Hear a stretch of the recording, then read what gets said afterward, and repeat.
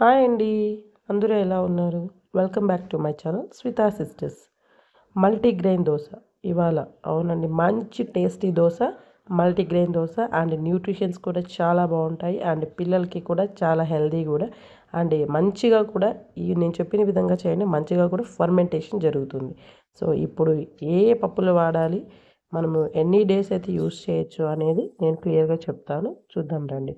ముందుగా అయితే 1 కప్పు పెసులు అంటే పొట్టు ఉన్న పెసులే తీసుకోవాలి. మరి బ్యాళ్ళయితే తీసుకోవద్దండి. పెట్టు ఉన్నవైతేనే మంచి హెల్తీగా ఉంటాయి. మనం ఒక కొలత మాత్రం మీరు పెట్టుకోండి. ఒకే కప్పు. ఆ కప్పుతోనే చెప్తున్నాను. 1 కప్పు పెసులు, 1 కప్పు జొన్నలు, హాఫ్ కప్పు పచ్చి శనగపప్పు లేదంటే శనగ బ్యాళ్ళు మీరేదంటే అది. హాఫ్ కప్పు శనగలు. నల్ల శనగలు గానీ, నల్ల శనగలు లేని వాళ్ళు తెల్ల శనగలైనా తీసుకోవచ్చు. అదేవిధంగా 1 కప్పు కందిపప్పు, కంది బ్యాళ్ళు, 1 కప్పు ఉద్దిపప్పు. ఉద్దిపప్పు అయినా గానీ లేదంటే పొట్టు ఉన్న మినపప్పు అయినా పర్లేదు. ఉన్న బ్యాళ్ళైనా పర్లేదు. హాఫ్ కప్పు మసూర్ దాల్ అదేనండి ఎర్ర కందిపప్పు. హాఫ్ కప్పు పల్లీలు, శనిగింజలు హాఫ్ కప్పు. 1 కప్పు ఉలవలు, 1 కప్పు తెల్ల అలసందలు లేదంటే ఎర్ర అలసందలైనా వేసుకోవచ్చు. అలాగే 10 బాదం గింజలు అలాగే పొట్టు తీయకుండా అలాగే వేసేయాలి. ఒక్క స్పూను మెంతులు కూడా వేసుకోవాలి.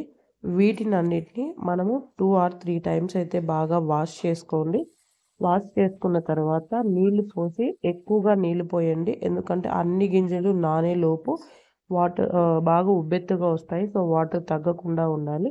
అందుకోసమై బాగా ఎక్కువగా వాటర్ పోసి పెట్టడం వల్ల సో, ప్రతి గింజ నాని మెత్తగా ఉంటాది. రుబ్బునప్పుడు కూడా మనకి చాలా సాఫ్ట్‌గా వస్తుంది. సో, గింజ ఎటువంటిది బరకగా ఉండకుండా ఎక్కువగా బాగా నానేలాగా నీళ్లు పోసి 4-6 గంటల వరకు నానేలా చూసుకోవాలి. 6 గంటల తర్వాత చెక్ చేస్తే ఇదిగో చూడండి ప్రతి గింజ నాని బాగా ఉబ్బుకొనున్నాయి. ఇలా బాగా నానినవి మనం ఎటువంటి వంటలు చేసి పెట్టినా కూడా పిల్లలకి కూడా ఎటువంటి హెల్త్ ప్రాబ్లమ్ రాదు. స్టమక్ పెయిన్, డైజెషన్ ప్రాబ్లమ్స్ లేకోకుండా బాగా హెల్తీగా కూడా ఉంటారు.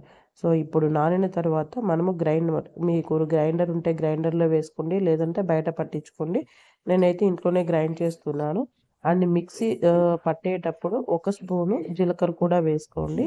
అండ్ మీరు దోసకి వేస్తున్నారు కాబట్టి సాఫ్ట్‌గానే వేసుకోండి. ఇడ్లీకి వాడేలాగా అయితే కాస్త బరకగా వేసుకొని ఇడ్లీ అయినా పెట్టుకోవచ్చు. నేనైతే దోసకే వేస్తాను. అంతా గ్రైండ్ చేసినాక ఒక గిన్నెలో పెట్టి మూత పెట్టి నైట్ అంతా ఫర్మెంట్ అవ్వాలి. ఇక్కడ చూడండి మార్నింగ్ ప్లేట్ తీసి చూస్తే ఎంత బాగా చక్కగా ఫర్మెంటేషన్ జరిగింది.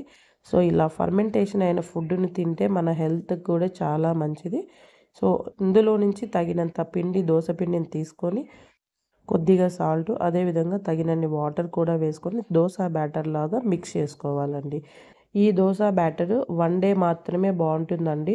సెకండ్ డేకి అంత టేస్ట్ బాగోదు. అంటే పులిసిపోవడం ఎక్కువ జరుగుతుంది. అన్ని రకరకాల దినుసులు వేసినాం కాబట్టి ఒక్కొక్క పప్పు దినుసు ఒక్కొక్క రకంగా వర్క్ అవుతుంది కాబట్టి మాక్సిమము ఒక్క రోజులోనే దోసపిండి మొత్తం ఫినిష్ చేసేలాగా చూడండి. మార్నింగు, నైట్ అంతేనండి.